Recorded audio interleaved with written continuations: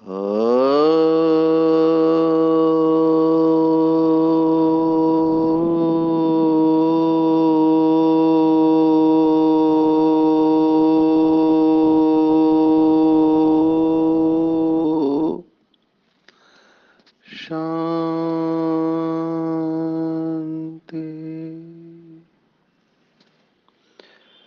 आज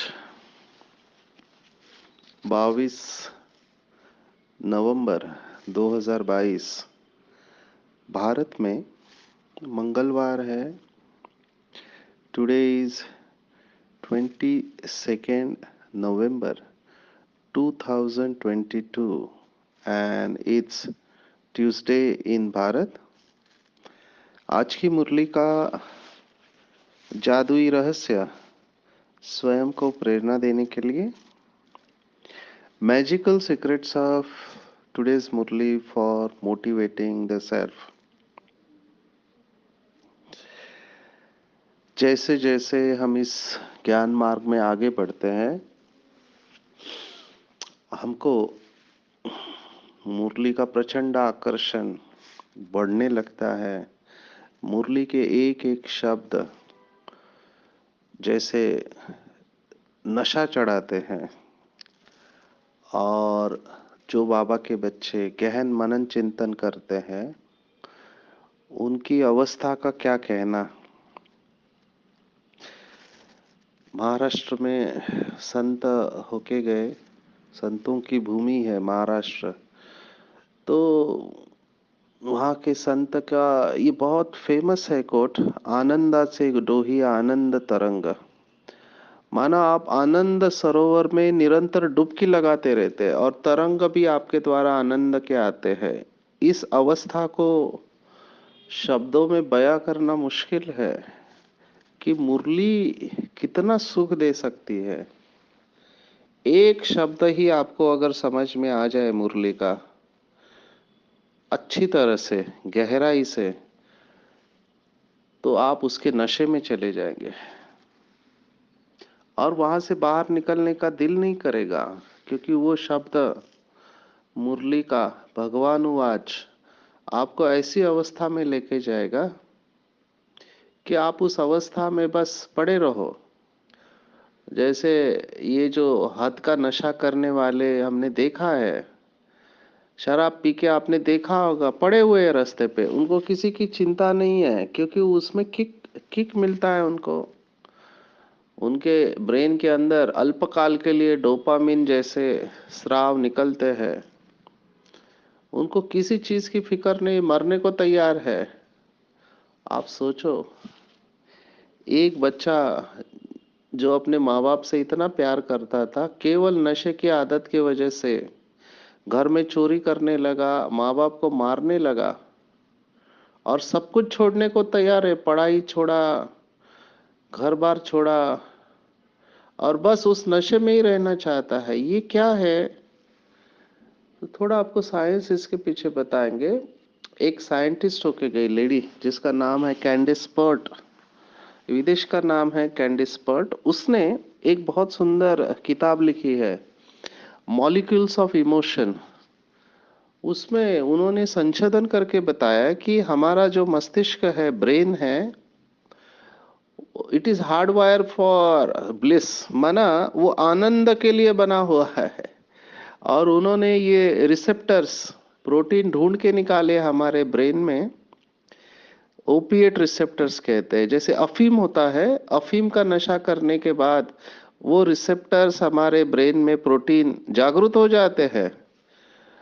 तो कहती है कि हमारा जन्म आनंद के लिए बना हुआ है। ये कौन कह रहा है? एक साइंटिस्ट कह रहा है। आप सोचो, तो साइंटिस्ट भी मान रहे हैं कि ये रिसेप्टर्स या प्रोटीन हमारे मस्तिष्क में क्यों दिए गए हैं? क्योंकि हम उसका अनुभव करें, इसीलिए तो दिया हुआ है। अभी हमारे पास दो रास्ते हैं कि ये अफीम, चरस, गांजा, शराब आदि के द्वारा इनको जागृत करे या योग के द्वारा जागृत करे। सिगमंड फ्रॉयड नाम का जो साइंटिस्ट है, शास्त्रज्ञ है, उसने तो कहा, जिसको साइकोलॉजी का फादर कहते हैं, मनोविज्ञान का, उसने कहा कि ऑल एडिक्ट्स आर योगीज, माने जितने भी नशेड़ी है वो सब योगी है, क्योंकि वो आनंद की तलाश करते हैं। सिर्फ गलती ये होती है कि वो सही चीज चाहते हैं, आनंद चाहते हैं, लेकिन गलत जगह पे ढूंढते हैं। ये बात हमको लागू पड़ती है, सभी मनुष्य मात्र को लागू पड़ती है कि हम सबको चाहिए क्या? हमको खुशी चाहिए, प्यार चाहिए, आनंद चाहिए, सम्मान चाहिए, लेकिन ढूंढ कहाँ रहे हैं? और गलत जगह पे ढूंढोगे तो डेफिनेटली बंधन उत्पन्न होगा, और बंधन हमेशा दुख देता है। यही बात आज की साकार मुरली में बहुत विस्तार से आई है। सिर्फ पकड़ने वाला पकड़ पाए इस बात को। आज की पूरी मुरली जिन्होंने भी श्रीमद् भगवत गीता पढ़ी है, मुझे वंडर लगता है कि बाबा इतनी कठिन से कठिन बात इतने सरलता से कैसे कह सकता है। पूरा चौथा अध्याय है ज्ञान कर्म संन्यास योग, और मैं चेक कर रहा था कौन सा श्लोक आया है इसमें, तो पूरा ज्ञान के ऊपर ही है। आज बाबा ने कहा तुमको ज्ञान का नशा होना चाहिए, फिर कर्म अकर्म विकर्म का बात कही है, या फिर युगे युगे की बात कही है। ये सब चौथे अध्याय की बातें हैं। मुझे कभी कभी लगता है कि गहराई में चले जाए हम और उसके ऊपर का मनन चिंतन आपको बता दे, क्योंकि बेसिक यही बात है। जो चौथे अध्याय में 17वां श्लोक है, कर्मणो ह्यपि बोद्धव्यम बोद्धव्यम च विकर्मणः अकर्मणश्च बोद्धव्यम गहना कर्मणो गति। ये जो श्लोक है ये बहुत डीप है, पर अच्छे अच्छे बुद्धिमान बुद्धिमान मनुष्य भी इसमें फंस जाते हैं।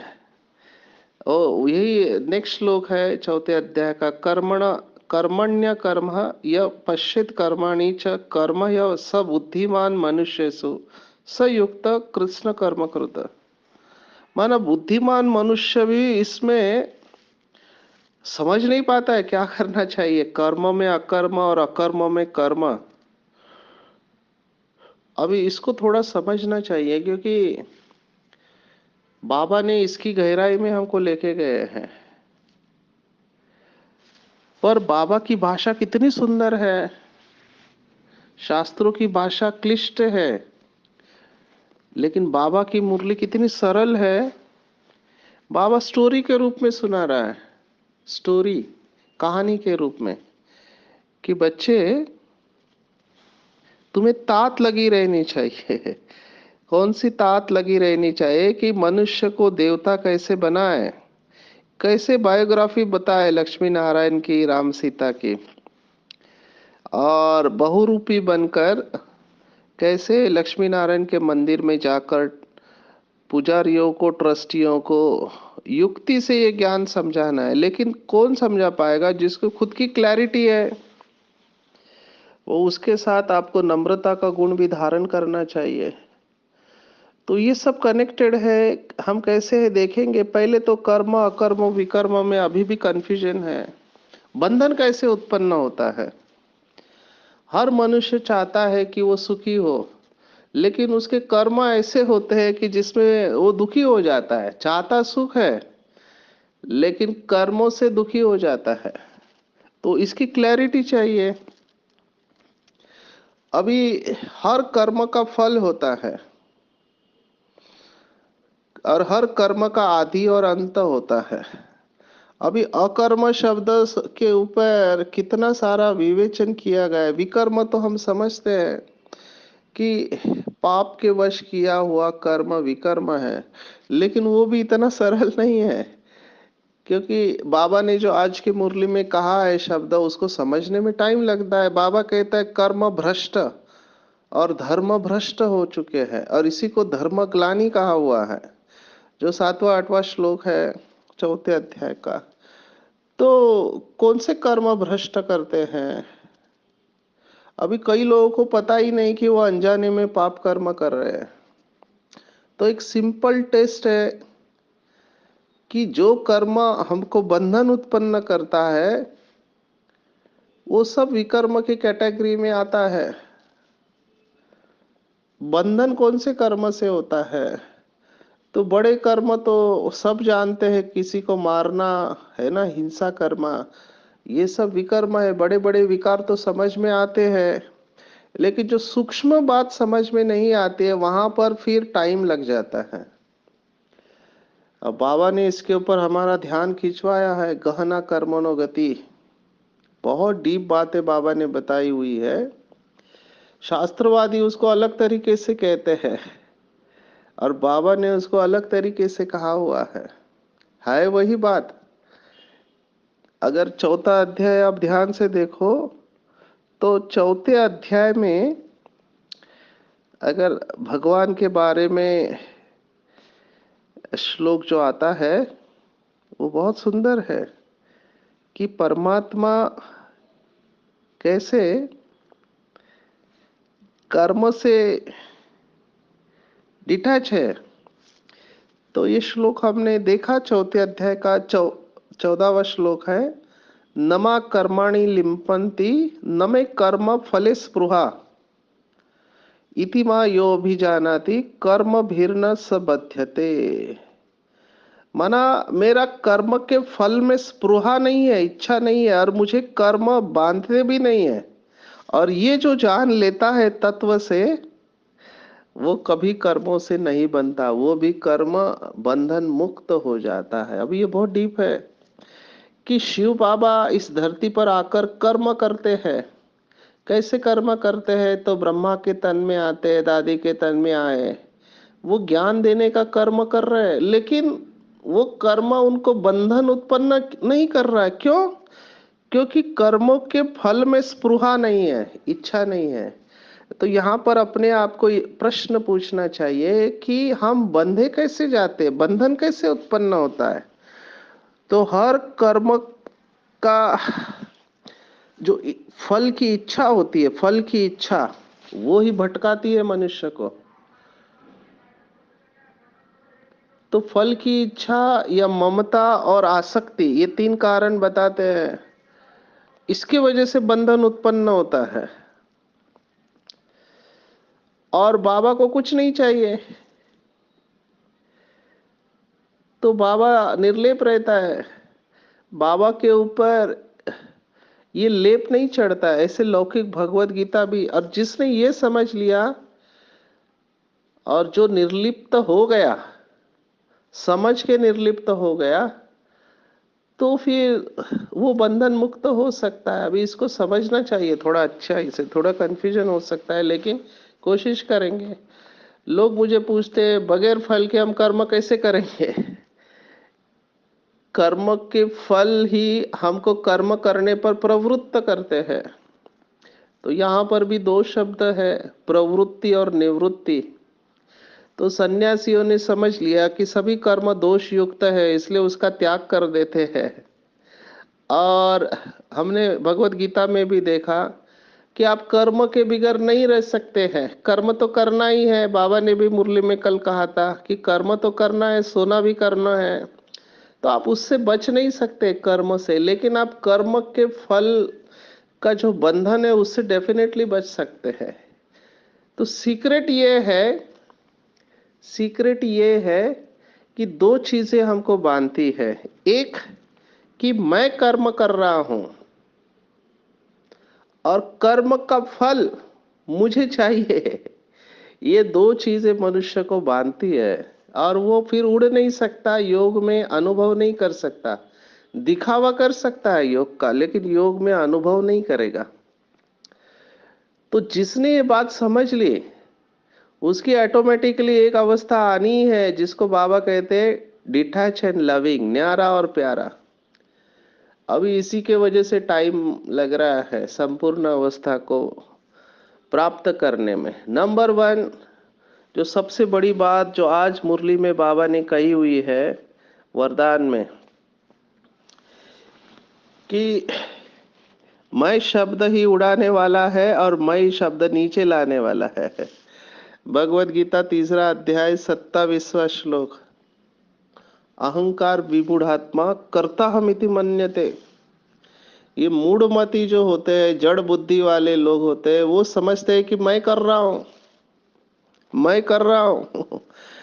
अभी जो ये समझता है कि मैं कर रहा हूं, उसके अंदर अभिमान और अहंकार आ जाता है कि मैंने अच्छा भाषण किया, बाबा ने इसको विस्तार से बताया, मेरी बुद्धि, मैं अच्छा प्लानिंग बुद्धि वाला हूँ, मेरे जैसी सेवा कोई कर नहीं सकता है, मुझे अच्छी तरह से मुरली समझ में आती है, या मैं अच्छा लीडर हूँ, वगैरह वगैरह। ये सभी जो मैंपन है, ये अहंकार में लाकर बंधन उत्पन्न करता है और दुखी रहेगी ये आत्मा, दुखी रहेगी।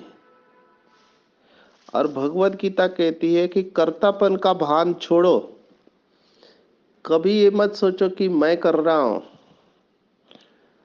लौकिक में भगवत गीता भी कहते हैं कि कराने वाला कोई और है, आप नहीं कर रहे हैं। हालांकि वो अलग अर्थ से बताते हैं, वो कहते हैं कि दुनिया को, है ना, पत्ता पत्ते को भी भगवान चलाता है। अब ये भले थियोरेटिकली रॉन्ग है, लेकिन इसके पीछे का भाव बहुत अच्छा है। भाव ये है कि आपके अंदर अहंकार नहीं आना चाहिए।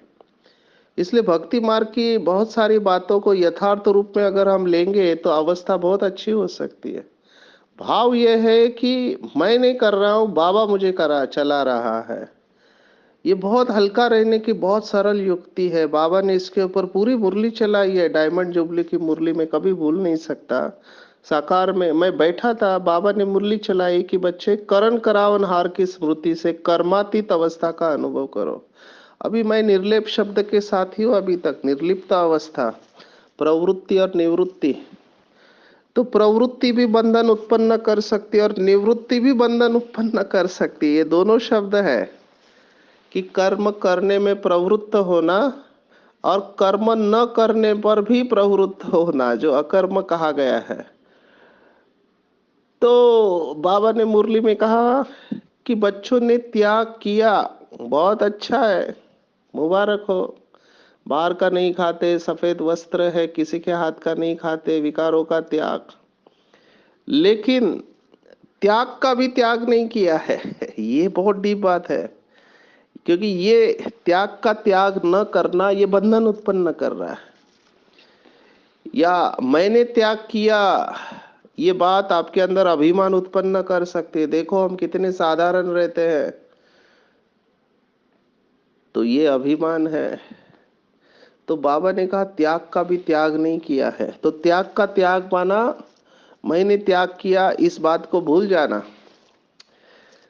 महाराष्ट्र में जो भगवत गीता के ऊपर ज्ञानेश्वरी लिखी गई, उसमें संत ज्ञानेश्वर कहते हैं मराठी में, मी आणि माझी आठवण विसरले जयाचे अंतःकरण, पार्था तोची संन्यासी सन। माना मैं और मेरा ये याद आपके अंतःकरण से निकल जाए, सबकॉन्शियस माइंड से निकल जाए, तभी आप सच्चे सन्यासी हो। तो बाबा यही बात कह रहा है कि मैंने त्याग किया, इस बात का भी त्याग हो, तभी आप यथार्थ रूप में कर्म बंधन मुक्त बन सकते हैं। और ये बहुत सूक्ष्म माया है, मनुष्य को समझना पड़ेगा कि कैसे हर कर्म जो भी करते हैं लोग, वो बंधन उत्पन्न कर रहा है इस समय। क्योंकि अगर आपके अंदर ये भावना है कि मैं अच्छा भाषण करूं और सामने वाले को प्रभावित करूं, तो भी आप बंधन में जा रहे हैं। क्योंकि उधर मैंपन सूक्ष्म रूप में है। बाबा ने ये निकालने के लिए सभी मुरलियां चलाई है। मुझे ऐसे लगता है बाबा की सभी मुरलियां मैं और मेरापन निकालने के लिए ही है। बाबा जैसे ही अव्यक्त हुए तो 69 के बाद जो अव्यक्त मुरली चली, तो बाबा ने स्पष्ट कहा कि बच्चे महिमा स्वीकार करेंगे तो महान नहीं बनेंगे। ये जो सूक्ष्म में अंदर स्वीकार करना होता है, यही है कर्म के फल को स्वीकार करना। तो वो बंधन उत्पन्न करेगा। तो मैं नहीं, तो भक्तों ने इसको अच्छी तरह समझ लिया कि यही अहंकार उत्पन्न करता है और फिर हम परमात्मा से दूर हो जाएंगे। जिसने महिमा स्वीकार कर ली, वो परमात्मा से ऑटोमेटिकली दूर होना ही है उसको। क्योंकि आप इस दुनिया से जुड़ गए, शरीर के साथ हमारी भिन्नता है, ये देह की दुनिया के साथ भिन्नता है, और परमात्मा के साथ हम अभिन्न है। दो शब्द है, भिन्न और अभिन्न। लेकिन हमने उल्टा कर दिया, महिमा स्वीकार कर ली तो आप बंध गए, आप उड़ नहीं सकते। तो बाबा ने कहा महिमा स्वीकार नहीं करो, क्योंकि महिमा स्वीकार किया तो अपमान भी स्वीकार करना पड़ेगा, इसलिए दोनों से डिटैच हो जाओ। इसी को लौकिक में लोग यूज करते हैं, लोगों को मैनिपुलेट करना है तो, क्योंकि उनको पता है इस व्यक्ति की महिमा करो ये कंट्रोल में आ जाएगा। तो महिमा स्वीकार नहीं करना है तो अपमान भी स्वीकार नहीं करेंगे, डिटैच हो जाओ। कर्म करते समय बहुत कॉन्शियसली बाबा को बीच में रखते हुए अपने आप को उससे दूर रखो, ममत्व से दूर रहो। ममता, फलाशक्ति और फल की इच्छा, इससे दूर रहेंगे तो कर्म बंधन से मुक्त हो जाएंगे। और बाबा ने उसका सॉल्यूशन दिया है, अभ्यास। बाबा ने ये पूरी मुरली चलाई है, मैं निराकार सो साकार आत्मा हूँ। तो इसका अभ्यास करो। अभी क्या अभ्यास करना है, मैं ये अभ्यास करता हूँ इसलिए आपको सुना रहा हूँ। अभ्यास ये करना है कि मैं नहीं चल रहा हूँ, बाबा मुझे चला रहा है। भोजन भी जब करते हैं तो मैं नहीं खा रहा हूँ, मैं शरीर के अंदर हवन यज्ञ में आहुति डाल रहा हूँ। तो शरीर को चलाने वाला कोई और है, मैं इसके अंदर आहुति डाल रहा हूँ। तो न सूक्ष्म में न स्थूल में चलते फिरते आपको डिटैचमेंट का अनुभव होगा। जितने डिटैच हो जाएंगे उतने आत्म अभिमानी सहज हो जाएंगे। तो जैसे जैसे ये अभ्यास बढ़ने लगता है, हमको पता चलता है कि कौन सी चीज मुझे बांध रही है और कौन सी चीज मुझे बंधन से मुक्त कर रही है। तो ये स्मृति जैसे ही आती है, आप अपने आप को डिटैच करने लगेंगे, क्योंकि आपको पता चलता है कि मेरा ये कर्म मुझे दुख देने वाला है। और जितना जितना ये ज्ञान का नशा आपको चढ़ते जाएगा, उतना उतना नीचे की बातें आपको खींचेगी नहीं, आपका निश्चय पक्का होता जाएगा। और जो बाबा ने आज कहा है, निश्चिंत और निश्चित विजय, इसका अनुभव होने लगेगा। तो ये सब कनेक्टेड है। और ऑटोमेटिकली योगी की स्टेज आती है, जिसको कहा गया है, योगी का लक्षण बताया है भगवत गीता में दूसरे अध्याय में, जो कहा समत्वम योग उच्यते।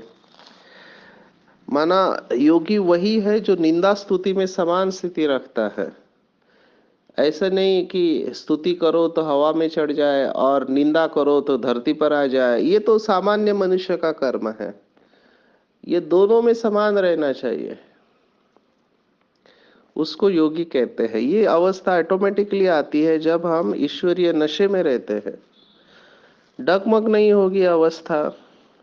और जो ईश्वरीय नशे में रहता है वो बाप का परिचय दिए बगैर रह नहीं सकता, क्योंकि उसको अंदर से रहम आता है कि कैसे मैं खुद बंधन में था और मैं कितना दुखी था, और बाबा की मदद से अपना बंधन काट दिया। अभी मैं भी दूसरों को उनके बंधन से निकालूं, ये अंदर से आएगा, ऑटोमेटिकली आएगा। इसके लिए कोई पुरुषार्थ नहीं करना होता है, क्योंकि रियलाइजेशन हो गई कि मैं दुखी था, उसका कारण मेरे अपने ही कर्म थे। अभी मुझे रियलाइज हुआ है कि कौन से कर्म मुझे बांधते और कौन से फ्री कर रहे हैं। तो ये रियलाइजेशन आता है कि मैं परमात्मा से अभिन्न हूँ, हमेशा मैं परमात्मा के साथ जुड़ा हुआ हूँ। मेरी हर श्वास परमात्मा से आ रही है, क्योंकि वो इतना सुख देने वाला है जिसका शब्दों में वर्णन नहीं कर सकते। तो जब ऐसे आपके अंदर आत्म अभिमानी अवस्था नेचुरली होने लगेंगी, तो दैवी गुण लाइन में खड़े हैं, एक के पीछे एक आने लगेगा, और आप दिए बगैर नहीं रह सकते, देना ही पड़ेगा आपको। तो ये कनेक्शन है। मुझे महाभारत की एक कहानी याद आ रही है कि दुर्योधन को पूछा कि तुम ये सब क्यों कर रहे हो। तो दुर्योधन कहता है, जानामि धर्म न च में प्रवृत्ति और जानामि अधर्म न च में निवृत्ति। मुझे धर्म और अधर्म का ज्ञान है, लेकिन मेरी वो प्रवृत्ति नहीं है कि मैं धर्म करूं, धारणा में चलूं। और मेरी ये निवृत्ति नहीं है कि मैं अधर्म को छोड़ूं। आज यही बात बाबा ने मुरली में कही हुई है कि सूरत और सीरत, तो देवता भी मनुष्य है और हम भी मनुष्य है, पर उनकी सीरत देवताओं जैसी है और हमारी सीरत जो है असुरों जैसी है। आदत पड़ गई है हमारे अंदर। तो बाबा ने कहा, गोया तुम असुर हो। असुर माना जिसको सूर नहीं मिला है अभी तक परमात्मा का, वो असुर है। तो बाबा ने कहा कि देह अभिमान बहुत है और ये सब देह अभिमान के वजह से होता है। बाबा के दोनों बच्चे हैं, बाबा लगातार उन बच्चों के बारे में कह रहा है जो डिस सर्विस कर रहे हैं। आज भी कहा कि कुछ बच्चे सर्विस करते हैं, कुछ बच्चे डिस सर्विस करते हैं। आप सोचो, आज हम हॉस्पिटल में एक सेशन ले रहे थे तो वहां पे एक बात मुख से निकल गई। वो स्पेशलिटी हॉस्पिटल है यहाँ का, जयपुर का। तो मुख से बात निकल गई। मैंने कहा, आप 100 लोग हो, आप हॉस्पिटल का इमेज बनाने के लिए कितनी मेहनत करते हो। एक आपके स्टाफ ने कुछ गड़बड़ कर दिया तो लोग कहेंगे, देखो ये हॉस्पिटल के लोग होते ही ऐसे हैं। ऐसे ही ब्रह्मा कुमारी में भी सभी लोग बाबा का नाम बाला करने में लगे हुए हैं, लेकिन एक आत्मा कुछ गड़बड़ करती है, लेकिन पूरी संस्था का नाम बदनाम होता है। तो हमारे ऊपर बहुत बड़ी जिम्मेवारी है कि हम डिससर्विस नहीं करें। विष के कारण बाबा ने कहा बहुत डिससर्विस हो रही है। निंदा होती है ब्रह्मा कुमारियों की, क्योंकि वो विष से छुड़ाती है, लेकिन बाबा ने कहा तुम्हारी विजय इसी के द्वारा होने वाली है। तो हिम्मत रखे, हिम्मत रखना है और बाबा का परिचय देना है। मुझे तो बहुत खुशी होती है लक्ष्मी नारायण का फोटो देखकर कि हमको ऐसे बनना है, दिव्य गुणधारी। मुझे देखकर लोग कहे कि भगवान का बच्चा ऐसे ही होना चाहिए, इतना ही सुखदाई होना चाहिए। कितने सारे दिव्य गुण है, फॉरगेट अबाउट अदर्स, दूसरों की बात छोड़ो। मुझे खुशी होती है दिव्य गुण धारण करने में, क्योंकि एक एक दिव्य गुण बहुत सुख देने वाला है, बहुत सुख देने वाला है। जितना आप उसकी गहराई में जाएंगे इतना सुख मिलेगा कि आपको लगेगा बस इसी में हम रहे। कभी कभी लगता है हर एक गुण की गहराई में सबको लेके जाए। कल का निर्माणता का गुण कितना सुंदर है, नम्रता का गुण बहुत सुख देने वाला है। ये निश्चिंत अवस्था आती है। तो ये तीनों शब्द मेरे फेवरेट है, निश्चय, निश्चिंत और निश्चित विजय। संपूर्ण अवस्था के हम नजदीक जाएंगे तो एक स्टेज ऑटोमेटिकली आती है, उसको कहा निश्चिंत अवस्था। निश्चिंत हो जाएंगे चाहे कुछ भी हो जाए। अभी इस समय मैं बैठा हूँ, वायरल फीवर है, शरीर में बहुत पेन है। तो आज सुबह से 2 सेशन हुए हैं, तो बहनों को थोड़ी चिंता लगी थी। तो साथ वाली बहन को फोन आया, बड़ी दीदी का, आप इनका ध्यान रख रहे हैं कि नहीं, उनको बुखार है, उनको भोजन वगैरह टाइम पे खिला। तो कहते हैं उनकी बैटरी हमसे भी ज्यादा चार्ज है, क्योंकि जब सेशन लेना होता है तो हम ऑल आउट जाते हैं। क्योंकि बाद में ये बच्चे मिलेंगे नहीं मिलेंगे मुझे नहीं पता, एमबीबीएस कर रहे हैं, उनको अपना टेंशन है। बाद में पता चलता है कि कितनी एनर्जी लग गई सेशंस लेने में, फिर बाद में दर्द होता है तो रेस्ट करते हैं।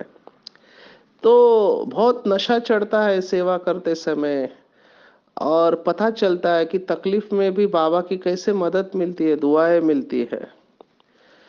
तो देखना चाहिए, आज दिन भर में चिंतन करना चाहिए कि मेरे अंदर कितने दिव्य गुण मैंने धारण किए हैं और निश्चिंत अवस्था मेरी है या मुझे भी चिंता लगती है? अटेंशन का भी टेंशन नहीं होना चाहिए कि मैं संपूर्ण कैसे बनूंगा। हल्के हो जाओ।